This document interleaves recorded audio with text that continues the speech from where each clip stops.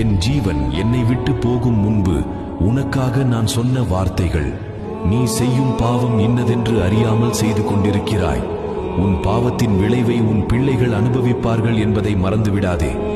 எவன் ஒருவன் தன் வாழ்க்கையில் அனைத்திலும் தேவனுக்கு பயந்து நடக்கிறானோ அவன் என்னுடன் ராஜ்யத்தில் இருப்பான். காண்கிற உன் பெற்றோர்களின் மீது அன்பை காட்டாமல் காணாத என் மீது உன் அன்பை காட்டுவாயோ? உன் வாழ்வில் செழித்திருக்க வேண்டும் எனில் உன் தாய் மற்றும் தந்தையை என்றும் கனம் பண்ணுவாயாக. ஏன் தேவனே என்னை கைவிட்டீர் என்று நீ சொல்லும் வேளையில் உன்னை சுமக்கவே இருக்கும் உன் தகப்பனை என்றும் மறந்து விடாதே.